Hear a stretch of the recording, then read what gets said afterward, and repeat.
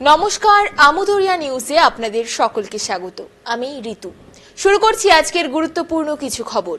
Christmas ফানফেয়ারে পদপিষ্ট হয়ে ৩৫ জন শিশুর মৃত্যু নাইজেরিয়ায়।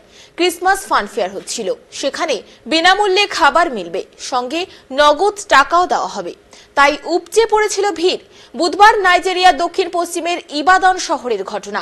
সেখানে এমন ভিড় হয় যে সামলাতে পারছিলেন না উদ্যোক্তারা।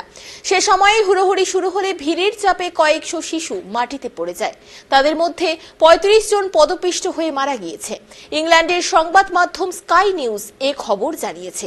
সংবাদ সূত্র বলছে, সেখানে ৫,০০০-এরও বেশি শিশু ভিড় করেছিল। তবে অনুষ্ঠান শুরুর আগেই দুর্ঘটনা ঘটে যায়। সে দেশের পুলিশ মেলার প্রধান আয়োজক সহ ৭ জনকে গ্রেফতার করেছে। আসছি পরের খবরে। আমেরিকার ভোটে প্রভাব খাটানোর দায়ে গ্রেফতার চীনা নাগরিক। আমেরিকার স্থায়ী ভোটে প্রভাব খাটানোর অভিযোগে একজন চীনা নাগরিককে গ্রেফতার করেছে মার্কিন পুলিশ। আমেরিকা অনেকদিন ধরেই অভিযোগ করেছে সে দেশের ভোটে প্রভাব খাটাচ্ছে রাশিয়া, চীন এবং ইরানের মতো কয়েকটি দেশ। সেই দেশগুলো তা ভিত্তিহীন বলে দাবি করেছে। বৃহস্পতিবার আমেরিকায় সান নামে চীনা নাগরিককে ধরা হয়েছে। মার্কিন সংবাদ সংস্থা সূত্রে জানা গিয়েছে, ২ বছর আগে দক্ষিণ ক্যালিফোর্নিয়ার একটি সিটি কাউন্সিলে নির্বাচিত একজন রাজনীতিকের পাবলিসিটি ম্যানেজার হিসেবে কাজ করেছেন ওই চীনা নাগরিক। আমেরিকার দাবি, বেইজিং এর অবৈধ এজেন্ট বলে অভিহিত করা হয়েছে। চীনের পক্ষ থেকে এখনো প্রতিক্রিয়া দেওয়া হয়নি। আসছি পরের খবরে। ভোটে জেতায় স্ত্রীর সঙ্গে দূরত্ব কমেছে ডোনাল্ড ট্রাম্পের। জনসমক্ষে চুমু। স্ত্রী মেলানিয়ার সঙ্গে কি ফের সম্পর্ক গাঢ় হচ্ছে আমেরিকার হবু প্রেসিডেন্ট ডোনাল্ড ট্রাম্পের? এমনই আলোচনা এখন সে দেশের মিডিয়ায়। গত ৫ই নভেম্বর আমেরিকার প্রেসিডেন্ট ভোটে জয়ী হয়েছেন ট্রাম্প। তারপরে স্টেডিয়ামে বিজয় উদযাপনের সময়ে জনসমক্ষে স্ত্রীকে জড়িয়ে ধরে গভীর চুমু খান ট্রাম্প।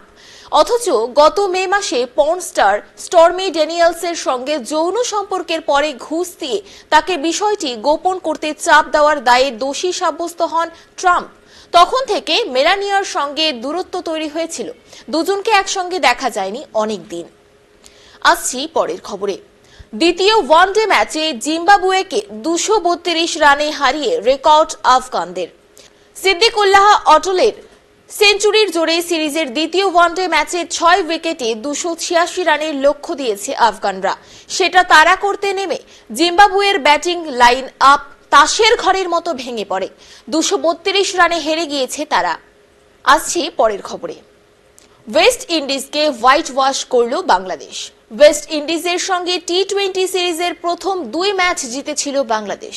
তাতে সিরিজ নিশ্চিত হয়ে গিয়েছিল। শেষ ম্যাচ ছিল ওয়েস্ট ইন্ডিজের সম্মান রক্ষার লড়াই। ঘরের মাঠে ক্যারিবিয়ানরা তা রক্ষা করতে পারলেন না। তৃতীয় ম্যাচের ৮০ রানের ব্যবধানে তাদের হারিয়েছে বাংলাদেশ। এই প্রথম ওয়েস্ট ইন্ডিজকে হোয়াইট ওয়াশ করল বাংলাদেশ। এখন এই পর্যন্তই। পরবর্তীতে ফিরবো অন্য খবর নিয়ে। ধন্যবাদ।